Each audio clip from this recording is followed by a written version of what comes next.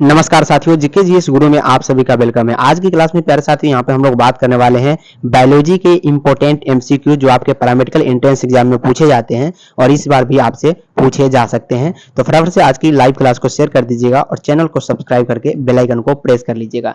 चलिए आज की क्लास को करते हैं स्टार्ट। 5 मिनट के अंदर जो है प्यारे साथियों हम लोग यहाँ पे 20 क्वेश्चंस को करने वाले हैं। चलिए स्टार्ट करते हैं पहला नंबर सवाल से। कोशिका विभाजन में मदद करने वाला पादप हार्मोन होता है। ये इस प्रकार के अगर कोशिका है प्यारे साथियों तो इसमें विभाजन करने वाला जो हार्मोन होता है वो कौन सा होता है, ये क्वेश्चन आपसे पूछे गए। क्या एब्सिसिक एसिड होता है, जिब्रेलिन होता है, साइटोकाइनिन होता है या ऑक्सिन होता है। 4 ऑप्शन आपकी स्क्रीन के सामने है। एक ऑप्शन आपको 5 नंबर दिला सकता है, याद रखिएगा। तो याद रखिएगा प्यारे साथी, यहाँ पर कोशिका विभाजन में मदद करने वाला जो पादप हार्मोन है वो क्या है, साइटोकाइनिन। साइटोकाइनिन जो होता है प्यारे साथी क्या होता है, कोशिका विभाजन में क्या करता है, मदद करता है। जब भी कोशिका विभाजन होता है याद रखिएगा कोशिका में जो केंद्रक होता है सबसे पहले क्या होता है, लंबा होता है। उसके बाद क्या होता है, आपस में ये विभाजित होता है और उसके बाद साइटोप्लाज्मा का विभाजन होता है। यानी पहले केंद्रक का विभाजन होता है फिर साइटोप्लाज्मा का विभाजन होता है। तो ये जो होता है साइटोकाइनिन का कार्य है कोशिका विभाजन में मदद करना। चलिए दूसरा नंबर सवाल है कि ईमेल का जन्मदाता किसे माना जाता है। जी हाँ दोस्तों, ईमेल का यहाँ पे जन्मदाता किसे माना जाता है, ये क्वेश्चन आपसे पूछे गए। याद रखिएगा ईमेल जो है, ईमेल इनका जो जन्मदाता है याद रखिएगा रे टॉमलिंसन। रे टॉमलिंसन को यहाँ पे ईमेल का क्या कहा जाता है, जन्मदाता माना जाता है। तीसरा नंबर है कि रासायनिक दृष्टि से सिंदूर क्या है।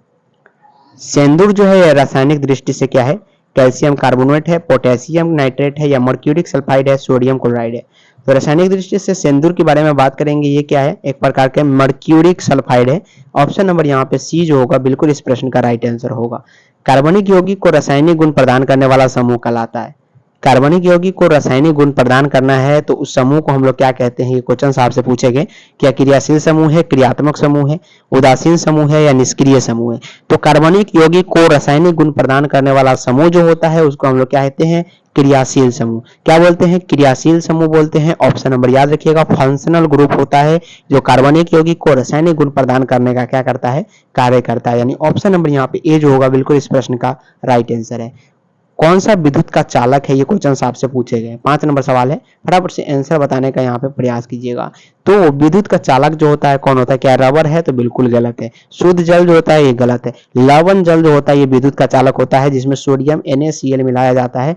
NaCl जो होता है अगर ये ठोस अवस्था में प्यारे साथियों, सॉलिड अवस्था में है तो बिल्कुल भी ये विद्युत का चालक नहीं होगा। अगर द्रवित होगा यानी लवण जल, लवणीय जल होगा तो ये बिल्कुल विद्युत का चालक होगा। यानी ऑप्शन नंबर सी जो होगा बिल्कुल इस प्रश्न का राइट आंसर होगा।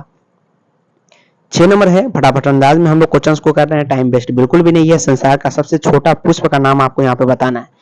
संसार के सबसे छोटा पुष्प जो होते हैं वो क्या होता है, इसका जवाब आपको फटाफट से देना है। तो याद रखिएगा संसार के यहाँ पे प्यारे साथी सबसे छोटा पुष्प के बारे में बात करेगा उल्फिया। याद रखिएगा उल्फिया जो है सबसे छोटा पुष्प होता है और रेफ्लिसिया जो होता है सबसे बड़ा पुष्प होता है। यानी ऑप्शन नंबर यहाँ पे उल्फिया जो होगा बिल्कुल ऑप्शन नंबर डी राइट होगा। इसमें अगर आपको परागण कहेगा रेफ्लिसिया में याद रखिएगा तो हाथी के द्वारा भी इसमें परागण देखा जाता है क्योंकि काफी बड़े फूल होते हैं और हाथी जो होते हैं इसमें परागण करने का कार्य करता है। यानी ऑप्शन नंबर ए जो होगा बिल्कुल इस प्रश्न का राइट आंसर होगा। मानव शरीर में विटामिन ए संचित रहता है, जरा इसका आंसर बताइएगा। मानव शरीर में अगर विटामिन ए के बारे में बात करेंगे तो कहां पे संचित रहता है, यकृत में। अगर बात करेंगे विटामिन ए किस किस चीज में मिलता है तो गोल्डन राइस। गोल्डन राइस जो होता है इसमें विटामिन ए पाया जाता है। सुनहरा चावल जिसको बोलते हैं। दूसरी गाजर में जो होता है विटामिन ए पाया जाता है और मार्केट में विटामिन ए की कैप्सूल भी मिलती है। तो ऑप्शन नंबर यहाँ पे ए को याद रखिएगा, इसमें क्या होते हैं, संचित किए जाते हैं किसको, विटामिन ए को। 8 नंबर क्वेश्चन से विद्युत हीटर में सहायक तत्व होते हैं। सहायक तत्व यानी आपसे पूछे गए विद्युत हीटर जो होते हैं जो टंगस्टन का या नाइक्रोम का बना होता है तो उसमें सहायक तत्व कौन होते हैं। क्या प्लास्टर ऑफ पेरिस के प्लेट होते हैं, नाइक्रोम के तार होते हैं, एल्युमिनियम के तार होते हैं या ए और बी दोनों के तार होते हैं। तो याद रखिएगा विद्युत हीटर जो बनाए जाते हैं जो आप ठंडे में यूज करते हैं उसमें क्या होता है, प्लास्टिक और पेरिस के प्लेट बने होते हैं जो कि गर्म नहीं होता, याद रखिएगा। और नाइक्रोम के तार जो होता है काफी टेम्परेचर्स को सहन कर सकता है, इसलिए नाइक्रोम के तार और प्लास्टर और पेरिस के प्लेट उसमें लगाए जाते हैं। यानी ऑप्शन नंबर डी यहाँ पे बिल्कुल राइट आंसर होगा। और काफी ज्यादा टेम्परेचर्स आप नाइक्रोम के तार को दे सकते हैं, ये झेलने में काफी सहायता करता है और काफी टेम्परेचर्स को भी ये झेल सकता है। 9 नंबर सवाल है, निम्नलिखित में से कौन मानव का उद्भव स्थान है। मानव का उद्भव स्थान कहने का मतलब है कि वहां से मानव का जन्म हुआ है, यानी उत्पत्ति ही वहां से हुआ है। तो काफी दिनों से आप लोग सुन रहे होंगे कि मानव की उद्भव स्थान जो है ये अफ्रीका है। मानव के उद्भव स्थान कहाँ है साथियों? अफ्रीका है, याद रखिएगा, जो कि आपके ऑप्शन नंबर ए में देखने को मिल सकता है, यानी ऑप्शन नंबर ए को यहाँ पे याद रखिएगा। वर्गीकरण के अधिक वैज्ञानिक आधार का प्रयास करने वाला पहला व्यक्ति कौन था? वर्गीकरण के अधिक वैज्ञानिक आधार का प्रयास करने वाला पहला व्यक्ति अगर आपसे पूछे जाए तो ऑप्शन नंबर यहाँ पे क्या हो जाएगा? बिल्कुल फटाफट से आंसर बताने का प्रयास कीजिएगा। तो अरस्तु को याद रखिएगा, ये फादर ऑफ बायोलॉजी भी कहे जाते हैं और फादर ऑफ यहाँ पे याद रखिएगा जंतु विज्ञान के भी जनक कहे जाते हैं अरस्तु। लेकिन वर्गीकरण के अधिक वैज्ञानिक आधार पर प्रयास जो किया था वो भी अरस्तु था। तो 3 क्वेश्चन यहाँ से बन सकते हैं, याद रखिएगा। 11 नंबर क्वेश्चन है कि 1 मीटर के स्केल पर 0 एवं 2 एम्पियर के बीच 20 विभाग है, इसके अल्पतमांक कितना होगा? तो 0.1 होगा, याद रखिएगा। एम्पियर में काफी ऐसे क्वेश्चंस जो है आपसे पूछे जाते हैं।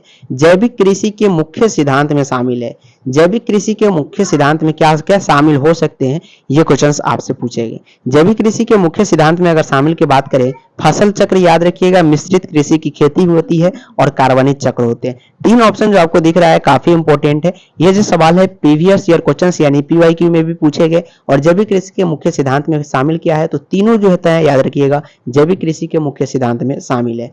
कमरे को ठंड किया जा सकता है, किसी भी कमरे को अगर ठंड करना है तो उसमें हम लोग संपीड़ित गैस को छोड़ते हैं तो क्या होता है? कमरा बिल्कुल ठंडा हो जाता है, यानी ऑप्शन नंबर बी को याद रखिएगा। संपीड़ित गैस करता क्या है? गर्म हवा को लेता है और कन्वर्ट करके ठंडी हवा में परिवर्तित कर देता है। तो इसको हम लोग बोलते हैं संपीड़ित गैस को छोड़ने से क्या हो सकता है? किसी भी कमरे को ठंडा किया जा सकता है, यानी ऑप्शन नंबर बी जो होगा बिल्कुल इस प्रश्न का राइट होगा। किसी को अगर ज्यादा फास्ट लग रहा है तो आप लोग स्लो करके देख सकते हैं। सभी सुविधाएं आपके YouTube पर उपलब्ध है, आप लोग अपना क्वालिटी को भी चेंज कर सकते हैं।